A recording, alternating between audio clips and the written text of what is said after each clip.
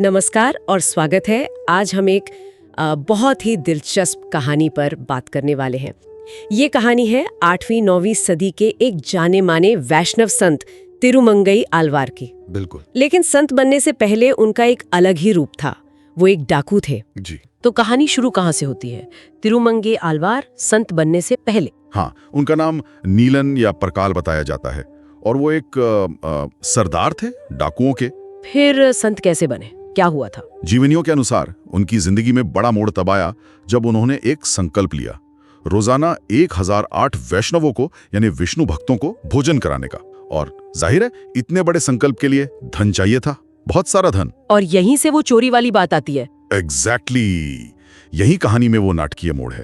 तिरुमंगई की नजर पड़ी नागापट्टनम के एक मशहूर बौद्ध मठ पर। शायद उसका नाम चूड़ामुणी विहार था, ऐसा कहते हैं। अच्छा। और खासतौर पे मठ के ऊंचे शिखर, जिसे विमान कहते हैं, उस पर लगी एक बहुत बड़ी सोने की बुद्ध प्रतिमा पर उनकी नजर गई। सोने की? और उसे चुराने की योजना बनाई उन्होंने। हाँ? पर यह कोई ऐसी वैसी योजना नहीं थी, काफी होशियारी से काम लिया। मतलब? कहा जाता है कि उन्होंने पहले भेष बदला, पास के मूर्तिकारों के गांव में जाकर रहे। वहां उन्होंने वास्तुकला का एक खास ज्ञान सीखा। विमान मुकुट सूत्रम कहते हैं उसे। विमान मुकुट सूत्रम, ये क्या था? यूं समझिए कि ये उस शिखर की बनावट का रहस्य था, कि कैसे उसे खोला जाए या मूर्ति हटाई जाए कि पूरी इमारत को नुकसान ना पहुंचे। वाह, मतलब पूरी तैयारी के साथ। बिल्कुल। फिर वो और उनके साथी रात के अंधेरे में मठ में घुसे और उन्होंने वो भारी सोने की मूर्ति उतार ली। और स्रोत बताते हैं कि जब वो मूर्ति लेकर जा रहे थे तो तिरुमंगई ने भगवान विष्णु का एक भजन गाया, एक पाशुरम। और फिर चमत्कार हुआ, मैंने सुना है कुछ ऐसा। हाँ, कहते हैं कि भजन के असर से वो ठोस सोना पिघल गया। हाँ, पिघलकर सीधा उनकी गोद में आ गया। अब देखिए ये कितना नाटकीय है। बिल्कुल। फिर उस सोने का क्या किया? उसे उन्होंने पहले तो छिपा दिया, बाद में उसी सोने का इस्तेमाल किया श्रीरंगम के रंगनाथा स्वामी मंदिर के निर्माण में। उसके बड़े बड़े गोपुरम यानी प्रवेश द्वार और जो भारी दीवारें या प्रकार वो बनवाने में। अच्छा, तो एक चोरी का सोना मंदिर बनाने में लग गया। हाँ, और वैष्णव जीवनियों में इसे ऐसे दिखाया गया है जैसे ये भगवान की ही मर्जी थी। ये घटना उनके डाकू से भक्त बनने का सबसे बड़ा प्रतीक बन गई। मतलब अपराध नहीं, भक्ति का असाधारण काम। ये तो वाकई सोचने वाली बात है। तो ये जो बुद्ध प्रतिमा को पिघलाकर मंदिर बनाया गया, इसे एक तरह की जीत माना गया वैष्णव धर्म की। हाँ, वैष्णव नजरिए से देखें तो बिल्कुल। तिरुमंगई का बौद्ध संपत्ति लेकर वैष्णव मंदिर बनाना ये एक प्रतीकात्मक जीत थी। संदेश साफ था, देखो बौद्धों की संपत्ति अब वैष्णव महिमा बढ़ा रही है और इसमें भगवान का आशीर्वाद भी है। इसे धर्म की पुनर्स्थापना जैसा दिखाया गया। क्या इस बात का कोई और भी सबूत है? मतलब क्या उस समय के लोग सच में ऐसा सोचते थे? हाँ, एक बहुत साफ उदाहरण है। 12वीं सदी के एक बड़े वैष्णव आचार्य और कवि हुए पराशर भट्टर। पराशर भट्टर, हाँ सुना है नाम। उन्होंने एक ग्रंथ लिखा श्री रंगराज स्तवम। उसमें उन्होंने इस घटना का जिक्र किया है। अच्छा। और उन्होंने आलवार की तारीफ की है।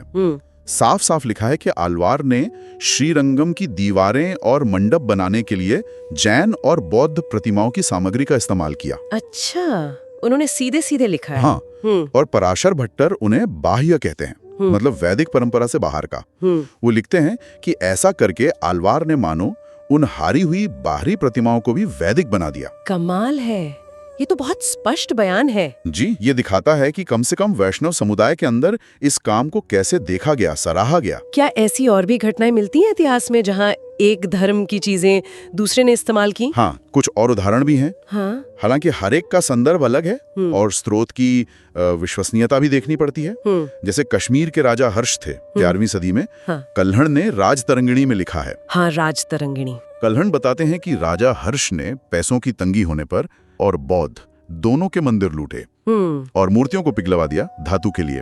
बाकायदा एक अफसर भी रखा था इस काम के लिए। क्या नाम था उसका? देवोत्पाटन नायक, मतलब देवताओं को उखाड़ने वाला। उसका काम ही था मंदिरों से कीमती धातु निकलवाना। बाप रे, तो ये सिर्फ धार्मिक नहीं, आर्थिक कारण भी थे। हाँ, कभी कभी वो भी होता था। एक और उदाहरण उसी राजतरंगिणी में मिलता है, जलौक का।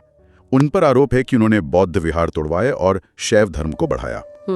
लेकिन यहाँ ये ध्यान रखना जरूरी है कि ये बातें अक्सर घटना के काफी बाद लिखे गए ग्रंथों में मिलती हैं, तो इन्हें हमेशा शब्दशः सच मानने की बजाय कभी कभी लेखक के अपने नजरिए से भी देखना पड़ता है।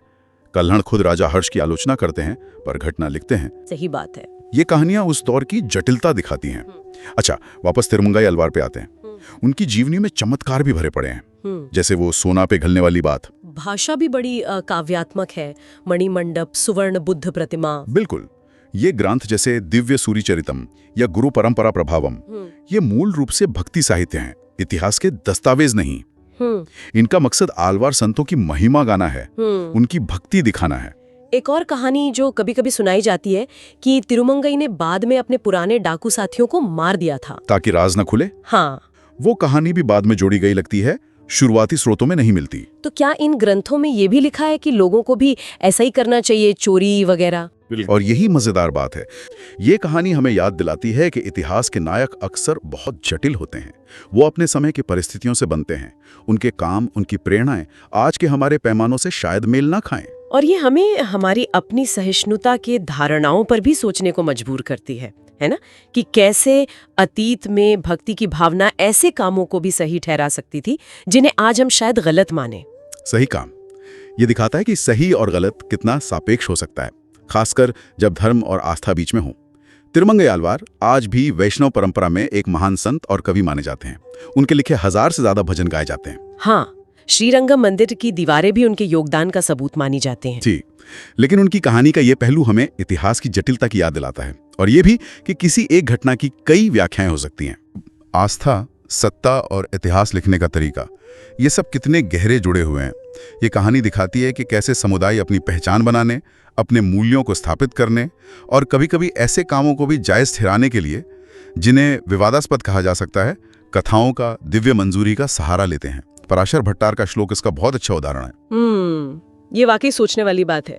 तो आज की चर्चा से हमारे श्रोताओं के लिए एक सवाल छोड़ा जा सकता है। अतीत के ये किस्से, धार्मिक संघर्ष के विनियोग के, मतलब एक की चीज दूसरे का इस्तेमाल करना, ये आज हमारी समझ को कैसे प्रभावित करते हैं? क्या अतीत की कोई बात आज के किसी काम को सही ठहरा सकती है, या फिर इतिहास और किंवदंती का ये जो धुंधलापन है, ये हमारी आस्था और पहचान को कैसे बनाता है? बहुत महत्वपूर्ण सवाल है। इतिहास सिर्फ गुजरी हुई बातें नहीं बताता, वो ये भी दिखाता है कि हम उस गुजरे हुए कल को आज कैसे देखते हैं, और वो समझ हमारे आज और आने वाले कल पर असर डालती है। तिरुमंगई आलवार की कहानी इसी जटिल रिश्ते का एक बहुत ही मजबूत उदाहरण है।